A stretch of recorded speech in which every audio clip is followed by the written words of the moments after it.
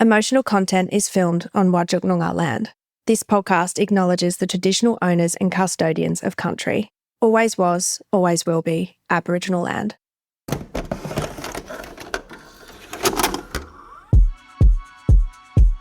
Come for the stories, stay for the connection. I'm your host, Amy Jane Brand, and this is your weekly dose of emotional content.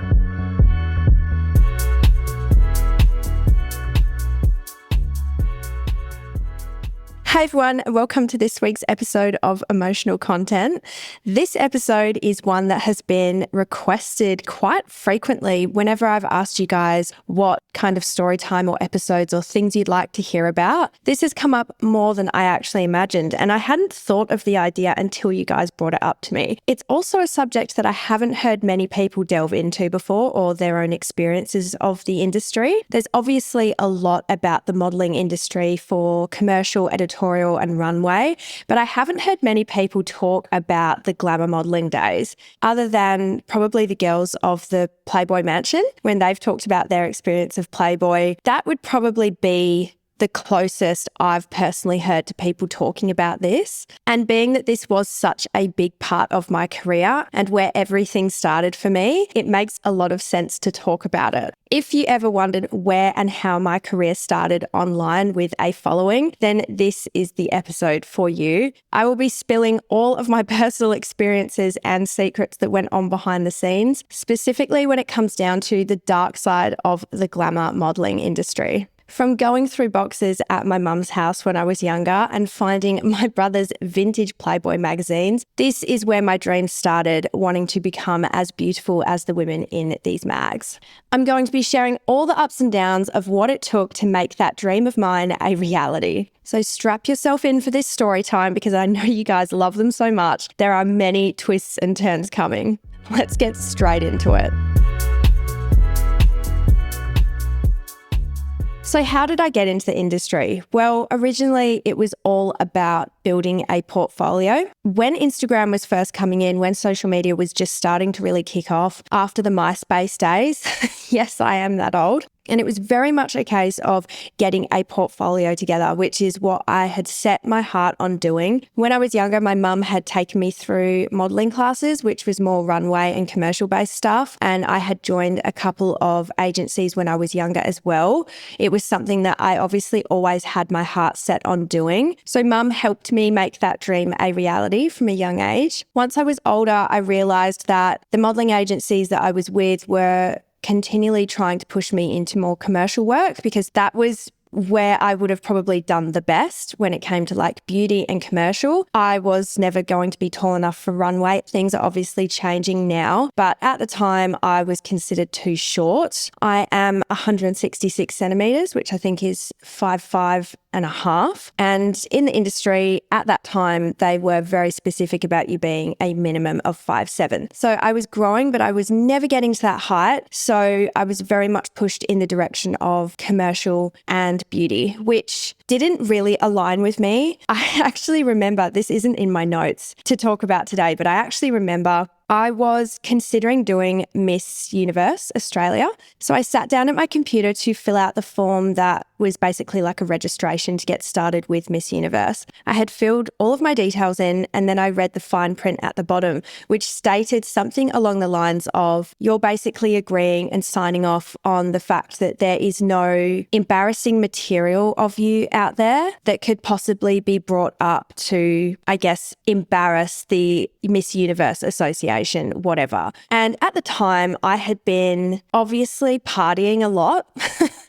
A lot more than I probably should have been. And I didn't feel comfortable being able to sign off on that. And it kind of stemmed down to what commercial really looked like for me. I was never going to be a girl that would fit the criteria. They wanted the cookie cutter, perfectly clean record, no trouble kind of girl entering the competition. And that wasn't me. So I didn't actually end up registering for it. I decided that it probably wasn't for me. And that also applies for what the modelling agencies were wanting out of me. I specifically wanted to be doing more edgy stuff. I preferred being in bikinis. I wanted it to be more edgy. I wanted to do stuff that I guess I guess most fathers wouldn't really want you doing. And I knew it wasn't going to align with what the agencies were expecting out of me. So I ended up dropping that idea altogether and I focused on building my portfolio online, which required me investing some money into really good quality shoots. Now, I'm not going to say any photographers' names in this episode.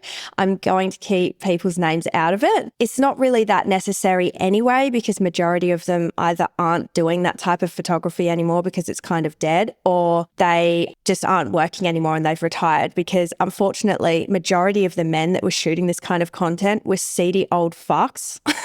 And that's just the truth. Like, they were seedy as hell. And for some reason, they were all kind of sitting in that like 50-year-old middle-aged man bracket. But we will get into that. We will get into that. So I paid really good money to shoot with the best of the best. I wasn't fucking around. I was serious about it. I went over to the East Coast and I did multiple photo shoots. I really hustled to get my name out there. I stayed over in the Gold Coast for a couple of weeks.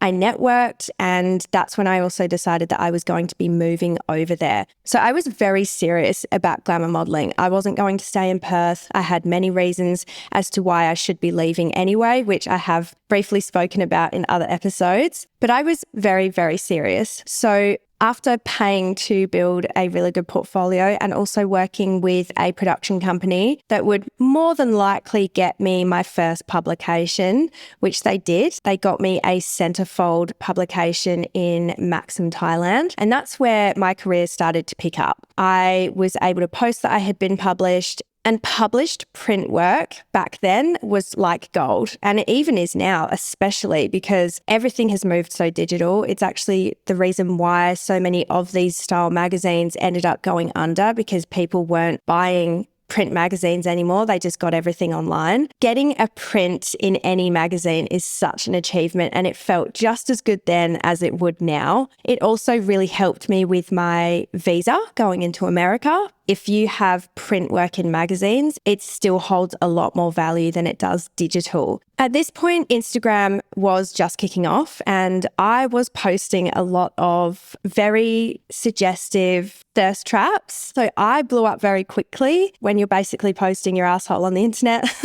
you're going to blow up pretty quick. And back then the algorithm was very, very favoring. So yeah, things picked up very quickly for me. I felt like I was definitely on the right path. I was gaining a lot of attention of different magazines, photographers. I was doing a lot of collaborative photo shoots at that point too. Bigger photographers wanted to shoot with me for free, and I was reposting those images. They were getting publicized and everything was really starting to kick off for me. However, I'm going to give you a story about when I first dipped my toe into the industry. This was actually just before I went to the East Coast and started doing these big photo shoots. So a lot of you will remember there was all kinds of different swimwear competitions. I think there was international swimsuit competition. There was the FHM competitions. There was basically all the comps where the girls would be in bikinis, walking up and down in either a bar or a nightclub, and you would have all of these disgusting drunk men shouting at you, staring at you. It was basically the most misogynistic thing I had ever partaked in.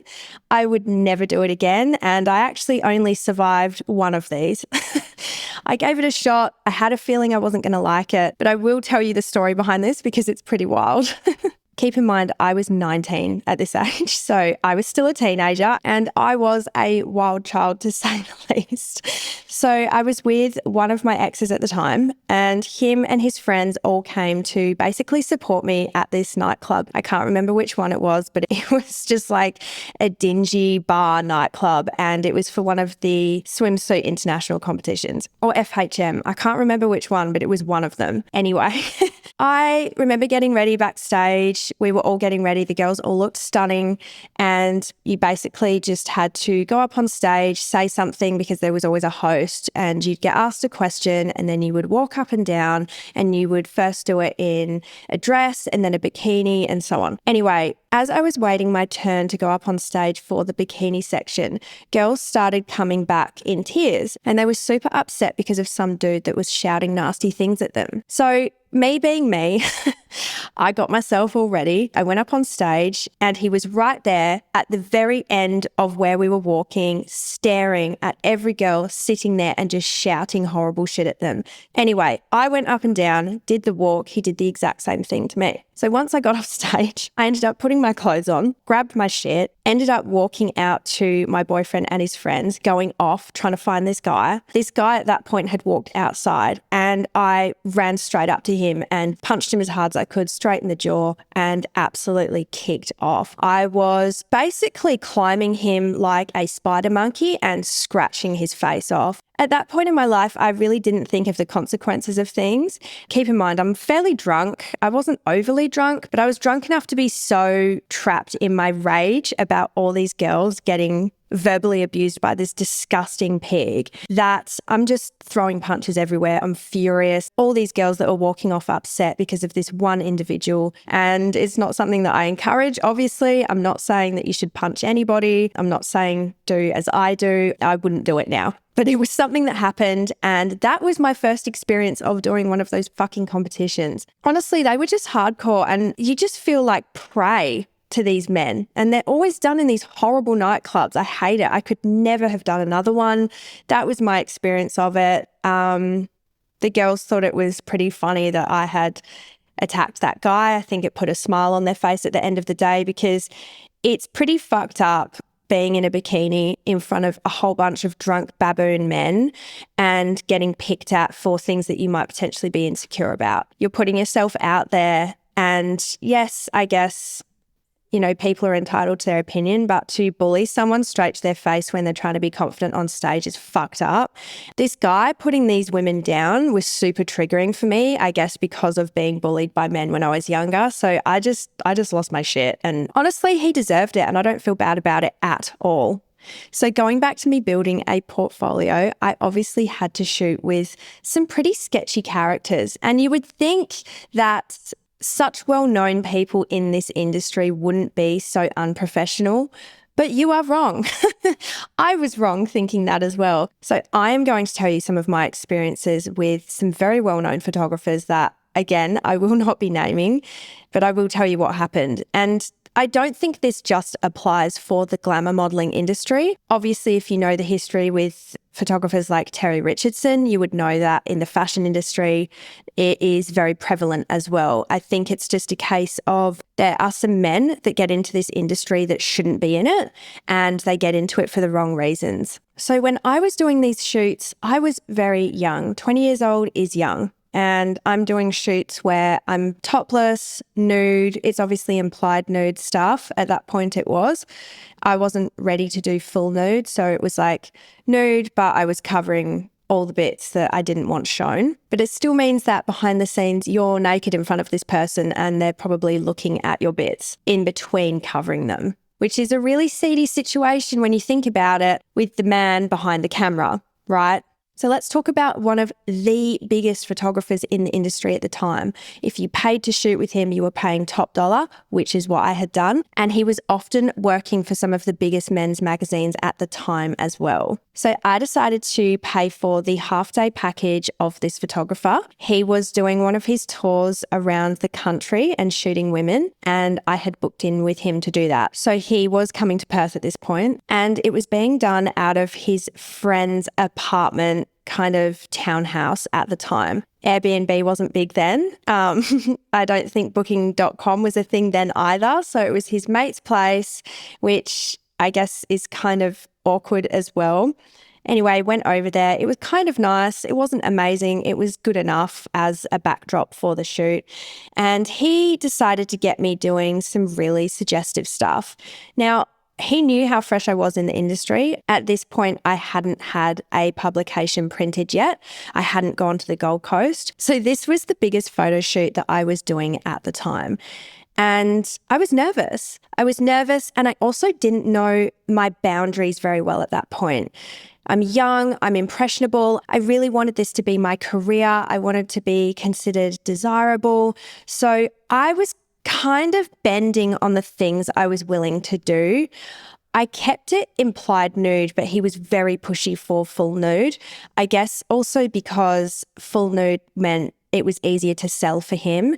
And it's amazing because you would pay for these top dollar photo shoots. Like you'd spend a couple of $1,000 on these shoots. And then if you did get printed, the photographer would then get paid for that publication and you wouldn't see a cent. You'd just be happy that you got publicised. And that often happened with magazine features, especially with time for print as well. You would be lucky to see a cent if you did a free collaborative photo shoot. Even if the publication did really well, yeah, it was just the photographer that got paid. And I guess that works out sometimes, but when you've got a big following online and they're gaining the attention from that too, they're getting compensated for their time anyway, and then they get double compensated for the publication. But at that point, it was really important to get publications because you were taken more seriously and you would pick up more work from that as well. But at this point, I hadn't gotten anything. And he got me into a bath of milk, which I hated anyway. It was like just a gross sensory overload with a whole bunch of Fruit Loops poured in that was just about covering all of my private parts. And I felt very uncomfortable, like very, very uncomfortable. I look uncomfortable in my face in the photos as well. It's hard for me to look back on those photos because I'm so young and I knew how uncomfortable I was at the time. Once I got out of the bath, cleaned myself off and started getting ready to do other photos outside, that is when the makeup artist that was hired ended up leaving early. So then I was just left alone with him and I. And unfortunately, when I was doing the next photos, which was me in a tiny G-string, socks, sneakers, and nothing on top, he actually ended up getting a hard-on while we were shooting. And it was something that I had to ignore and continue pushing through because I felt so unsafe. If I made a big scene about it, it's this guy that's way bigger than me. Yes, he was basically an old man in his 50s, but he would have had more power than me, and it was extremely uncomfortable. I didn't tell anybody about it at the time either afterwards, strictly because I knew that I really wanted to do this as a career. And if I started telling people that cared about me what had happened, you know, they would immediately be questioning my safety and I would get even more pushback from me wanting to do this line of work. So I kept it to myself. Obviously, I told some of my friends. It was an extremely uncomfortable situation. 19 is still a teenager and he was a middle-aged man getting hard when he was taking photos of me basically close to naked in very close proximity. Now, as I got bigger in my career, as much as it was good to have his photos in my portfolio and I did get some small Zoo Weekly publications from it, which were like small features, I hadn't landed a cover by that point. But I did cross paths with him again through a magazine that had booked him for a big shoot when they were about to launch. I'm not going to say what magazine because it will be too identifying, but they were launching in Australia and he was the main photographer for them. Now, in that situation, he was very professional because there was makeup artists, there was camera crew, there was all different people around, they were doing video. There was too many people around for him to be seedy as fuck. One thing that he did always do though, publicly, was be way too touchy-feely with the girls when he greeted them. And that was often something that a lot of photographers did, but he in particular was really bad for it. I would see him get way too close to girls' bums. He would kiss them on both cheeks. He would be really touchy-feely. He would like pull back and tell them how great they looked and like holding their hips. And you could see the girls really uncomfortable. You could see it, but everyone's kind of just like gritting their teeth and smiling because you don't want to kick up a fuss in the industry. And I feel like this runs into so many different industries where, you know, you're just trying to get to a place in your career and you don't want to make a fuss. You don't want to be known as the one that caused problems because you won't get booked for other jobs. It's being silenced. Do I think that these people would get away with that so much today? Absolutely not. I think we are a lot more empowered and encouraged to speak up when people carry on that way. Even though it would still happen, I would never rule out that type of thing happening. It would still fucking happen. But I think if you did speak up about someone specifically doing it now, you would be more believed. Because before, even if they knew what he was like, other girls would just stick by him because they wouldn't want to lose out on work. If there is any girls listening that were in the industry at that time, please feel free to reach out to me and tell me your experience, because I feel like this is not a single occurrence. Unfortunately, I feel like a lot of other women have experienced this. And if you were around the FHM, the Maxim, the Zoo Weekly, the Penthouse, the Playboy days when it was all really big. Obviously, Playboy is still running. I think Penthouse is still running as well, but Penthouse is considered X-rated like porn. I actually got hit up by them multiple times and offered pretty decent money for it, but I decided against it. And that photographer at the time was also one of their main photographers. So there was no way, no way in hell that I would be spreading my legs in front of the camera to that man. Fuck no. Okay, this next guy was actually so old that he had grey white hair, like dead ass. He had grey fucking hair. Now, granted, these photographers were good at photography and editing, but man, this guy was a dinosaur. He was a dinosaur and everybody was shooting with him in Perth. And I'm like, okay, I should definitely get onto this guy. I didn't have to pay for it. I don't think I compensated him for this shoot.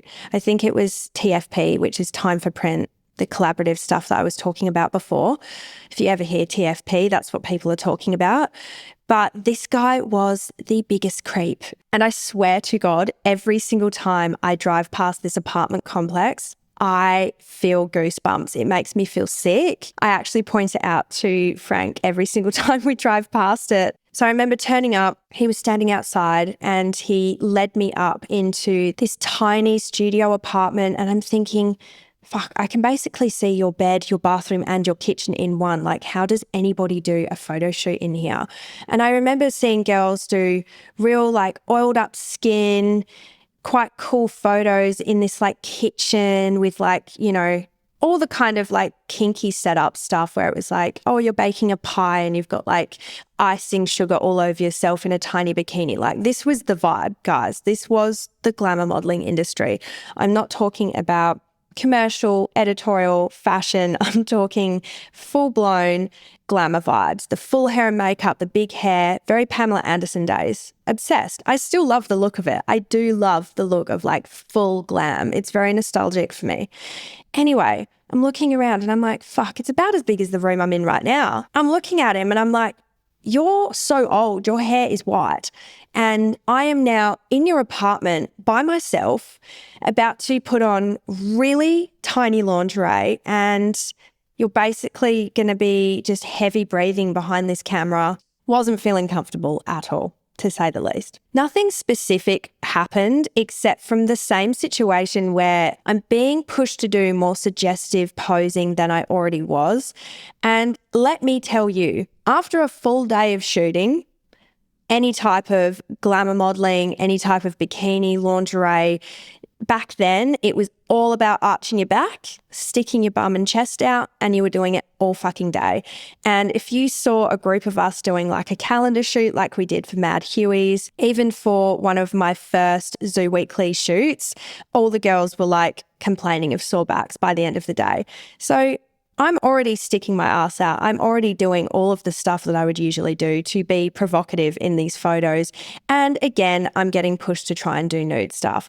And at this point, I was in such close, tiny proximity to this old man. I was like, I'm not doing this. I'm keeping my bikini on the whole time. I'm not doing implied nude. And he kind of got like shitty with me about it. Anyway, I ended up feeling very uncomfortable. I said that I needed to go to the toilet. So I went to the bathroom and I had put my clothes on. I walked back out and I said, I'm leaving. And I kind of did it so smoothly that he didn't really have much to say about it. Now, I never spoke to him again. I was sent the photos unedited. He wasn't going to put any more time in them because I didn't do what he specifically wanted. But it reminds me of when I was doing the stripping and the skimpy work. You're just so unsafe and vulnerable in those situations. It's just you and a man. And honestly, I would choose the fucking bear. I would choose the bear any day over a man. But back then, I was very willing to make this career work. And I think that's what they preyed on. I think it's just a case of telling people your location before you go, bringing someone along with you if you want. Like, Usually they wouldn't push back too much on you bringing a friend. But back then, I feel like at the time, I didn't exactly have the most support for what I wanted to do. People were very judgmental about it in Perth. My family was concerned about my safety, and rightly so. They were right to feel that way. I wanted to be one of the biggest glamour models in Australia, and I was going to make it happen. So that's what I did, and I was willing to take whatever risk I needed to. But looking back, I never should have put myself in those situations. It was unnecessary, and these men should have been reported as well. This next situation that I had happen with a photographer was in LA, and it was when I was a lot older. I actually thought that this guy, I had formed quite a friendship with him. We talked fairly often and we had shot a couple of times before. Now, unfortunately, this kind of stems down to why I don't have many male friends, because I always felt like they kind of got the wrong idea if I was too close to them. Unfortunately, this photographer got the wrong idea. So I was living in LA. This was the last time I lived there. So I was still with my ex. And I went to go and do a shoot in downtown LA, which was very close to where I lived. I had brought all the styling. I had done my own hair and makeup. I was ready to go. We got shooting and I had decided that I wanted to do a photo that was inspired from another Russian photographer who I will speak about as well later. But this Russian photographer did some really cool work that I had admired for years, and I wanted to do something very similar. So it was basically completely nude but implied and just wearing a pair of kicks. So I was wearing some sneakers, nothing else, and they were done over the top. So it was an aerial photo. So the photographer had to be over the top of me. And for some of the photos, you could kind of see like the photographer's feet. It was that kind of vibe. So they were obviously on top of you for the photo. And I didn't think much of it. It was like fine. I had done implied nude with this photographer before. I had no issue with it. I was pretty confident at that time as well. I think I was around 26, 27. Anyway, this guy was taking the photos. Everything was all good. And then suddenly he put the camera down and he laid directly on top of me and tried to kiss me. I'm completely naked and I have a full grown man just jump on top of me. And when I pushed him off, he kind of just laughed it off and got up and was like, oh, I'm only joking kind of thing. He absolutely was not joking. Obviously, he knew I had a boyfriend at the time as well, which makes it even worse. But the only reason why I felt like I had some sort of safety in that situation was purely because that studio actually had a reception and there was always somebody there during like office hours. Part of me wonders if the only reason he did kind of laugh it off and get up was because I could have called for help, or was he just genuinely trying to make a move and has no idea what he's doing and didn't realize how fucking inappropriate that was. I don't know. Anyway, we didn't shoot again after that, and I obviously cut ties with that photographer completely. It was very upsetting. I feel like my kindness got taken the wrong way, and I did feel comfortable with that photographer, which makes it even more scary that he could just put the camera down and jump on top of me before I actually knew what was happening, because he was essentially working. I thought he was just going to change the lighting or something, but no, he did it very quickly and he was a lot bigger than me. So thank God it didn't escalate to something much, much worse. Okay, now if you were ever curious as to what publications I had, I'm going to list some off for you. So I'm really proud of how much I actually achieved for myself. I did it all on my own. I hustled so hard. I hit up so many magazines myself with my portfolio. I created so many organic connections on my own as well. I really had no help getting myself into that industry. And I'm so proud of my younger self for pushing so hard to get to where I wanted at the time. The glamour modelling industry took me away from a very toxic environment back here in Perth when I was younger.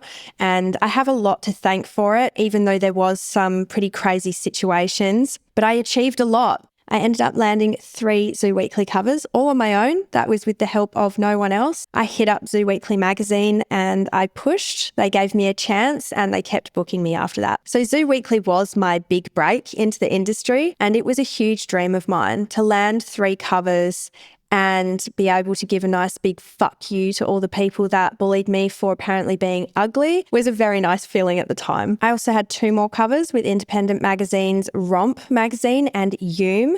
Yoom is still around, I'm pretty sure. I also got some big centerfold features, obviously in Maxim Thailand, also in Maxim Australia, as well as FHM Germany and Zoo Weekly. Obviously, I got a bunch of features with them as well as covers. Smaller features were in Sports Illustrated, Playboy, GQ Australia, Glamour magazine in the US, Arsenic magazine in the US, and I did some big campaigns, so more brand work.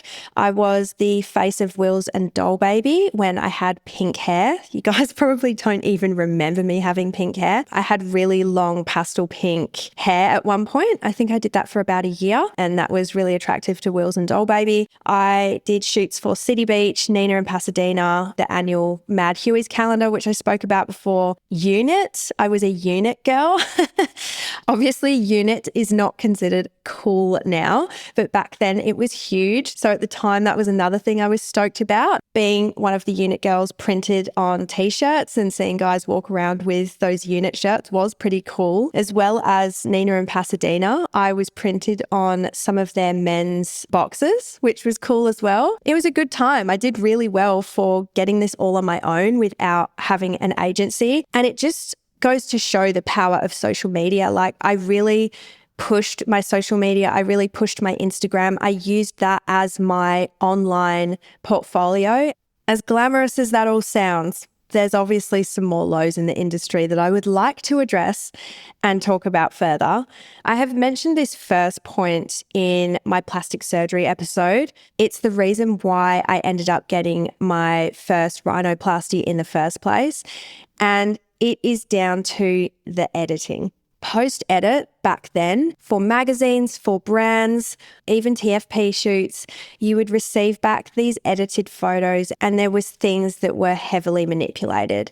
Long term in an industry like that, it really does tend to fuck with you. It doesn't matter how strong you are, how confident you are, when you keep receiving back images that are editing a certain thing about you physically, it tends to get under your skin. I liked my nose from the front. It was straight. I had no issues. It didn't feel really big for my face, nothing like that. But when I turned to the side on my profile, I didn't like it. It had like a lump. It was not something that was actually ever picked on me for, so it didn't stick out. But in photos, it was something that photographers chose to edit so it looked more straight from the side. And that got to me instantly. It was something I noticed very quickly, and it was something I wanted to change about myself very quickly because I didn't want to rely on editing, and it started to convince me that that would be more beautiful if I fixed my nose. Now, this happened in all areas. When looking back at my Zoo Weekly covers, I am so heavily airbrushed. They leave you with no pores. Your skin is completely smooth. It is wild. You don't even look like yourself. They were editing you into a complete hourglass shape, like basically giving you a BBL. It was very toxic. Another thing that deeply affected me working in the glamour modelling industry was constantly being told to lose weight. Now, I know that glamour modelling, you're thinking curvy, but BBLs were not in then. So it was like little bum, small frame, huge boobs. That was the thing. That was what they considered curvy. But there was multiple times where I was told to lose weight because it will help my career when I was already a size 6. So I was being asked to get myself down to a size 4 with these giant fake boobs that I had as well. Looking back, it's really devastating to think about, and it was very prevalent even more prevalent in the fashion editorial runway. They were constantly being told to lose weight. There was no real space for plus size at the time, especially in the 90s. But during my time in the 2000s, I had 2 instances that really stuck out to me about my weight. If you remember that Russian photographer I was talking about earlier, well, yes, he still works now doing the same line of work. I don't follow him anymore, but he really destroyed my self-confidence in just one simple DM response back to me. I hit up this photographer and was genuinely so obsessed with his work that I was willing to fly to Russia to shoot with this guy. Now, if you've got a heavily publicized model hitting you up, excited, wanting to work with you, absolutely adoring the work that you do, would you not be a little bit more kind than what he was to me? I hit him up. I said I really loved his work. I really wanted to work with him. And his response to me was, I don't usually shoot girls your size, which was obviously implying that he considered me to be overweight and wasn't interested in shooting with me. And that was just such a horrible way of saying it. Like, why wouldn't you just turn around and say, look, I'm so sorry. Like, thank you for supporting my work, but unfortunately I'm totally booked out for the year, and just keep telling me you're busy. I don't know. Anything would have been better than turning around and saying that I don't usually shoot girls your size. He was a fucking asshole for that. And I cried so hard when I received that message. I was absolutely devastated. And from there, I was so intent on trying to lose more weight. And it just started this like toxic cycle in me all over again. Granted, he was shooting very skinny models with breast implants, so that was his look. But I was shocked that he would turn around and basically call me fat and I wasn't worthy of shooting with him. I mean, what other way would you take that? The other time was with the absolute dickhead that was supposed to be the sponsor for my visa in LA. He was a fuckwit. Like, if you want to hear about that guy, please go and listen to my US visa nightmare. It's an interesting story. There was a lot of wild shit that happened. But that sponsor in inverted commas, he turned around and told me that I would have a better chance of making it in LA if I got myself to a size 0. And the best way for me to do that would be to get involved in the party scene. If you don't know what he's implying, it means he wanted me to basically just snort coke and not eat. That was what he was telling me to do. Again, it solidified the same shit, me feeling like I need to lose weight, and just looking back at photos of myself back then, I was already so skinny. Like, it was so unnecessary for me to have to lose more weight. Something you might not have been aware of when it comes to magazines like Zoo Weekly, FHM, all of those back in the day, not so much Maxim or GQ. Those magazines would present a contract to you when you were doing any direct shoots with them, and you're basically signing off on them being able to manipulate what you say in the little interviews that go with the photos to make them sound more provocative, to make them sound more thirsty. You are kind of signing off on them saying whatever they want with what you tell them. It's, manipulating your words, basically. You're getting paid by the magazine to shoot and let them do that. That's something that happened frequently. I was okay with it. I had no issue with it at the time. It didn't bother me. It's like, whatever. I was just like stoked to be getting printed. Also, everyone that I was idolizing at the time was doing the same thing. So I never questioned it. I just let that happen. And the reason I mention that is because I'm going to tell you something at the end of this episode that is going to rock your fucking socks off. I actually ended up losing millions of dollars because of that reason. So make sure you keep listening, because I'm going to tell you all about that as well. If you ever wondered what it was like shooting for Zoo Weekly or any of the other big house magazines, it was really fun. I actually loved it, and I learned so much on these photo shoots. I made great friends with the team, and it was actually where I picked up my love for styling. Obviously, I have done a lot of fashion and bikini styling for different shoots over my career, and I've jumped on board and been the stylist for multiple different shoots too for different brands. But this is where it all began for me. So everyone was also really professional when it came to the magazine shoots. It was really fun. There was nothing seedy. It was always awesome working with big teams. The money for print work wasn't that great. Obviously, you're not going to get photo shoots for print work campaigns all week, every week. Again, it wasn't commercial, it wasn't fashion, it wasn't editorial. There's only so much work you could really get. It is why I ended up doing some sex work as well. I was doing that secretly. If you want to know more about that, you can listen to my secret sex work episode. That's where I mentioned that glamour modelling wasn't paying the bills. So if you wanted to know some figures, for a Zoo Weekly cover, you were looking at around $800. Sometimes it would go up to $1,000. It would often depend on how big you are as a model. So by my third one, I was getting paid more compared to my first. And different sponsors can impact how much you get paid as well. So my very first photo shoot with Zoo Weekly was actually supposed to be a group cover shoot. It was shot with 3 other girls for the Spring Breakers movie. They were paying for Australia to advertise the movie. That's why I got called in for that shoot. It was my very first one. If you know the movie, it has Selena Gomez in it as well when she was super young. We did a full shoot specifically for that movie, and it was supposed to be all 4 of us on the cover, but they loved me so much that day that they actually gave me the cover to myself on my own and surprised me with it. I cannot tell you how excited I was running down. I was living in Broadbeach at the time in Gold Coast. I was running down from the Oracle Apartments. That's where I was living. If you know, you know. And I went to the local news agency there, and I could just see myself up on the newsstand. It was such a surreal feeling. I bought every single copy. I was sending out signed copies to followers at the time.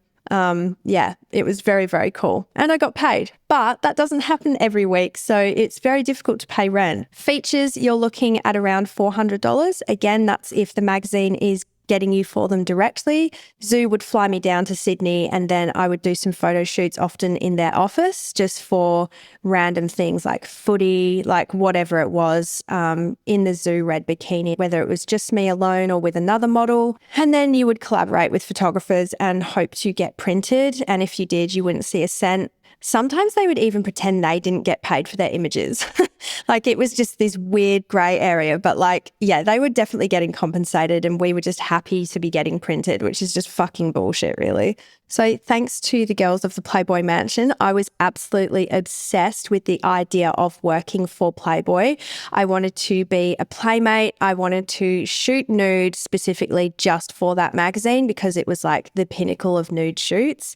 Going back to my US visa story, I did do a test shoot with Playboy, but unfortunately I wasn't able to go forward with potentially being a playmate because I didn't have my visa at the time. So back in 2012, 2013, Playboy reached out to me with a contract opportunity to work as a bunny in their new upcoming club that was opening in Goa, India. Now, this was something that my family really kicked back on, and I'm not surprised. And honestly, at the time, I really agreed with them as well.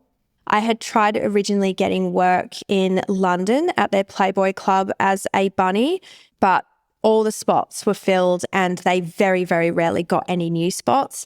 Once the bunnies were in there, they were sticking to that job.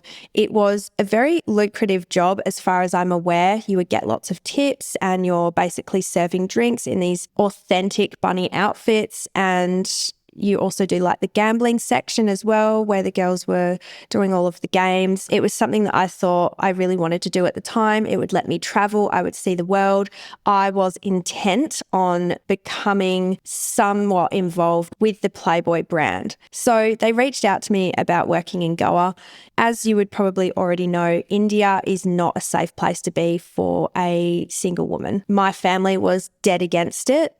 There was reports of things happening to women over there. There's a lot of sexual assaults. There's a lot of things that are very dangerous. You can't really go day to day how you usually would living over there. It would have been very risky. That being said, I did still try to get my visa to work in India. Let me tell you, it is not easy.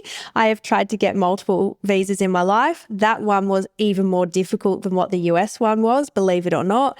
As much as I tried and was potentially willing to do it, the club plans actually ended up being completely denied by the government over there, so it never went ahead. But that was an interesting opportunity within my career that could have happened that I wanted to just tell you guys.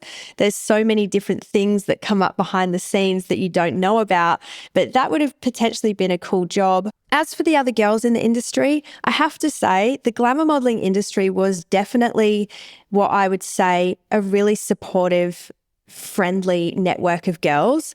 The girls were, I don't know, we were all really supportive of each other's careers. It didn't feel extremely competitive, not like the fashion industry. It was a bit different. When you did photo shoots, all the girls were really lovely. It felt like a bit of a community. Like I really enjoyed meeting the other girls in the industry. I had lots of different friends. It was a fun industry to be in when it came to other girls. I had no real issues other than the ones that I did mention in my visa episode. It's amazing what a group of older women will do to try and make your life difficult. That's all I'm going to say. Now, if you've gotten this far, I am about to tell you how I lost out on millions of dollars because I was working with Zoo Weekly magazine. So something I haven't mentioned before is my grandmother on my dad's side was very well off. My grandfather passed when I was very young, and she obviously had a lot of money because of him. He was a very successful businessman. Now, this is getting a little bit personal into the family stuff, but I'm going to tell you, she tried to ruin our lives when my dad passed away. That's a whole nother story that I don't know if I'll ever talk about, but this woman wasn't nice. Once she carked it, I didn't really feel that sad about it. If I'm being completely honest, it was more of a shock that we were never told about it. And there's a reason why we weren't told about my grandmother passing away. Now, back when she was alive, I had a cousin. And apparently I still do have a cousin somewhere. I don't know where he is. We have never heard from him again. He completely disappeared and probably lives in another country under a different name. Who fucking knows? But as far as I'm aware, this is my version of the truth because it doesn't make any sense as to how else this happened. So taking you back to when I had just done my second Zoo Weekly cover. It had just gone to print. It was the best week ever. I was so stoked. To receive a second cover was a huge deal. I was very happy about it, and I was also very well versed as to where the magazine was printed and where it was sold. Obviously, Zoo Weekly is a weekly magazine. It's not monthly. And by this point, a couple of weeks had passed, and I get this phone call. It's my grandmother calling me from the UK, furious. She was beside herself about this magazine.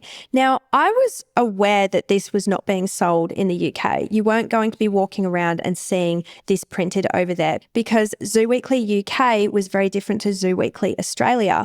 In the UK, Zoo Weekly was considered a full nude magazine, so none of my images had been printed over there. And if they were, I would have been stoked about it and I would have been telling everyone that I've been internationally publicised, blah, blah, blah. That wasn't happening.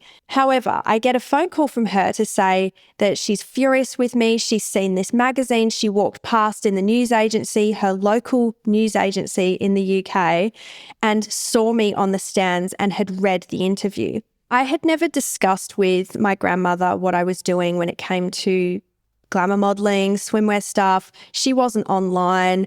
It wasn't necessary. And I knew it wouldn't be her cup of tea, right? So I kept her away from it all. But I never thought that if she did find out, she would literally completely disown me.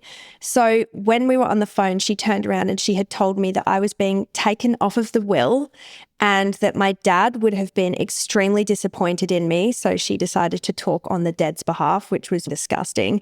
She didn't care what I had to say. And after that, she said she never wanted to speak to me again, and she quite literally never spoke to me again from that point.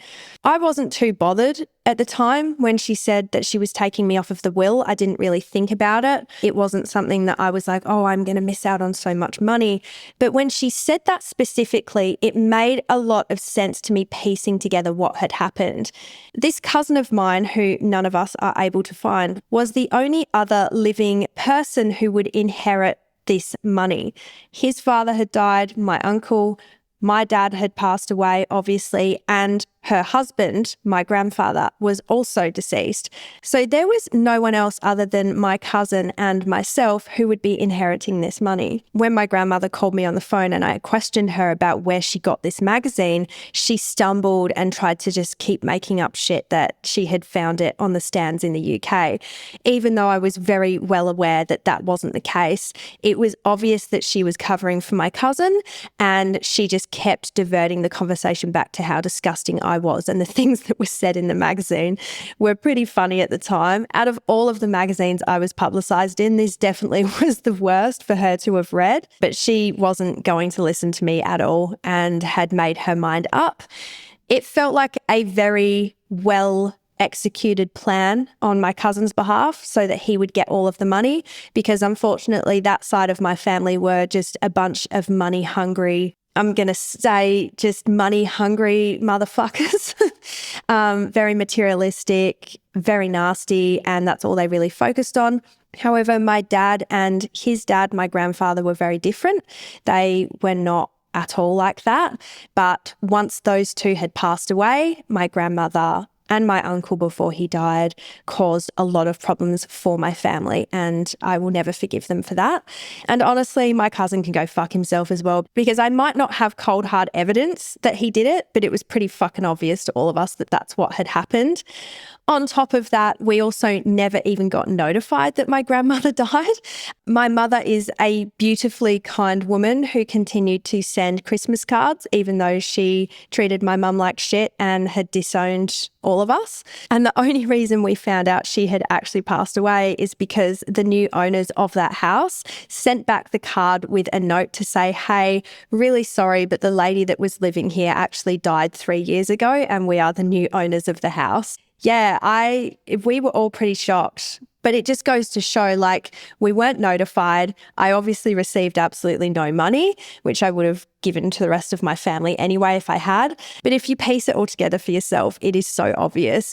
And my cousin was absolutely nowhere to be seen. So he's probably driving around in a fucking G-Wagon right now, living it up. But at the end of the day, I really don't care about the money. It's just a wild story that Zoo Weekly is the reason that I actually missed out on millions of dollars. Overall, if I hadn't done Zoo Weekly, I'd obviously be in a way better position now.